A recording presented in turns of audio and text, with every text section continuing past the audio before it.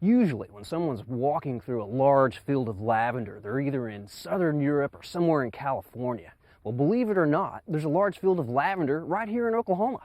We're at the home of Dave and Judy Wheeler, Lavender Hill Farm, and it's just a few miles east of Bixby. Well, Judy Wheeler is going to show us around and tell us all about growing lavender in Oklahoma.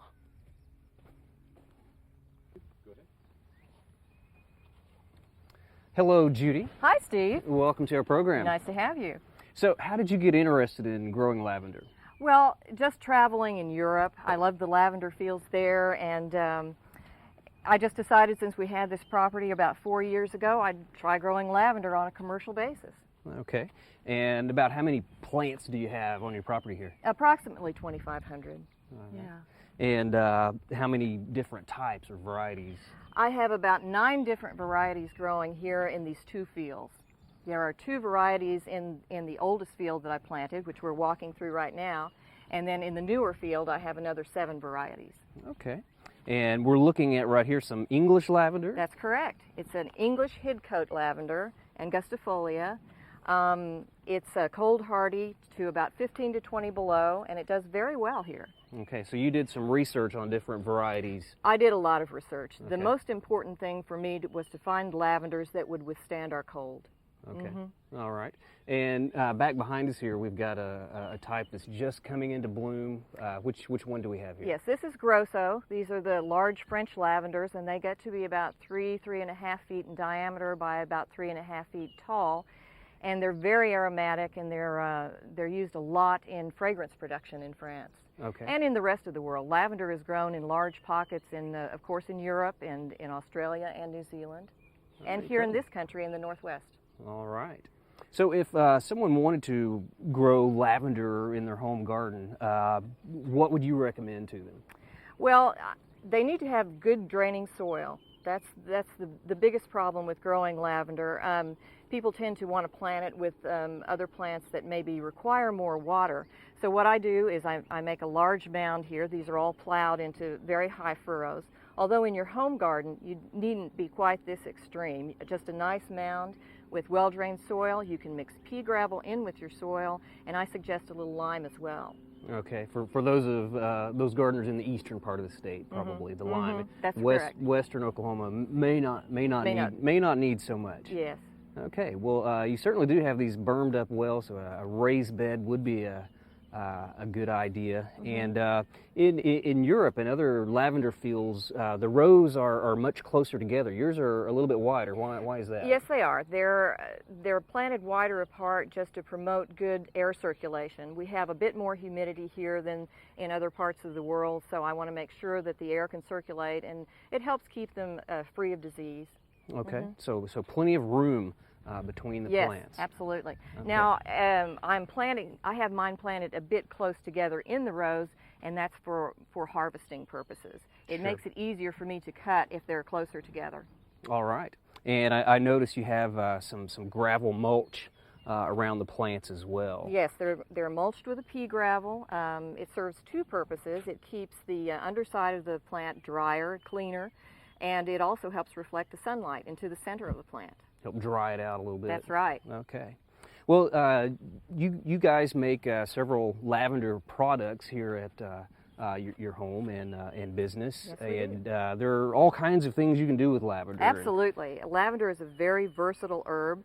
I craft with it. We make wreaths out of them, like this. And I also make bundles, and this is the lavender mainly after it's just been harvested. It's stripped and tied into bundles and hung upside down to dry. Lavender water is a wonderful product. You can spritz this on your sheets or put it in your dryer, and it helps scent your linens. Okay. Lavender honey is great, and we have bees this year that are going to produce some lavender honey. Lavender soap is a wonderful product. We also have a product that's produced here in Oklahoma, and it's a strawberry lavender jam. It's produced by the Prairie Gypsies. Also, lavender body lotion, and a lavender bath gel, or just some of the products that come from the lavender. Okay, so it's very fragrant and very, very attractive items. Yes, it's a beautiful as well as a useful herb in many respects. Okay, well, I can certainly hear the bees buzzing around here, so we can definitely expect some good honey production Absolutely. from these lavender plants. This year we have a local beekeeper that brought a hive in, and these are Italian bees. They're supposed to be a little bit more friendly than normal garden variety Sure. bees, but they're producing lavender honey for us this year, and that'll be available sometime probably in July, but the production apparently is going quite well. Okay, they certainly seem to be busy. They are. Well, in addition to the bees, you also get other showy insects and birds around. Oh, we have many butterflies and a variety of insects. We also have hummingbirds. It really attracts hummingbirds nicely. So yes, we have a lot of little insects buzzing around the garden, and they seem to love it. Well, let's go take a look at some of the varieties of Sure. different varieties of lavender. Absolutely.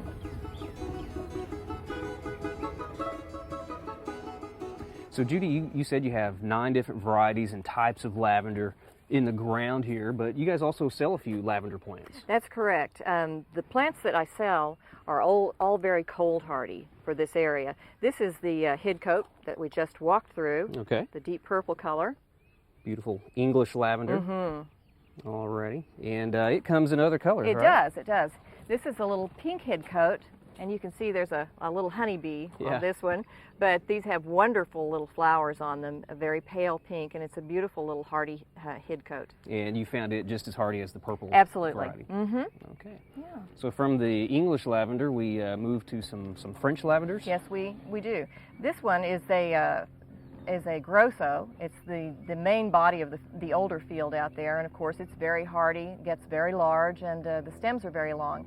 People like to make lavender wands out of the grosso. Okay. They're fun to make. And that's what you guys have the most of. That's what we have the most of, that's correct. All right. I also have a lavender that we're offering this year, and it's called a seal lavender. This is a small plant, but it gets to be about 5 feet tall, so it's quite large, and you have to make sure to make room for it in your garden.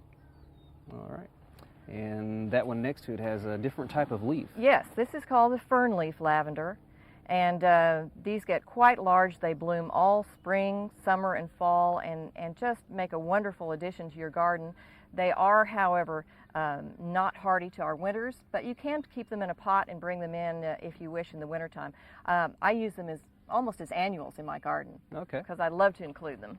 That would make a great container plant. Mm-hmm. And is this also a French lavender? This is the Provence, and this is the same family as the Grosso. It gets quite large, and it comes also in a white color, which I have growing out in the field. Well, that's neat. Several different colors of the lavenders. Mm-hmm. Okay. Well, the one back here certainly is interesting looking. Has really unique flowers here at the top. Yes, this is one of my favorite lavenders, and this is a Spanish lavender. And these two get quite large, but they're marginally cold hardy for the area. So if you plant them either in a pot or in a protected area, maybe on the south side of your house, or even move your pot to a more protective area, these can winter over in Oklahoma too. Okay, but probably would be safe to bring this in the wintertime. It would be safe to bring it in if you have a nice sunny spot to put it. Of course, we bring ours into the greenhouse. Okay, I could see that making a wonderful container plant as well. They're very different. They have this wonderful little flower on the end of it. Okay. Well, Judy, here at Lavender Hill Farm, you guys have a lavender festival each year? Yes, we do. In either late spring or early summer, we'll have Lavender Festival and have all sorts of fun and crafts and vendors and plants, of course, and lavender products.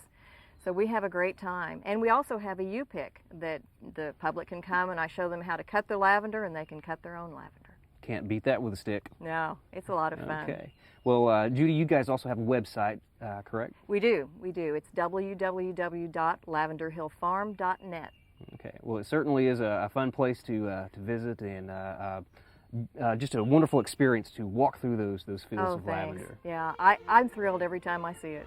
Okay. Well, thank you for having us out. Thank you so much. Enjoyed it.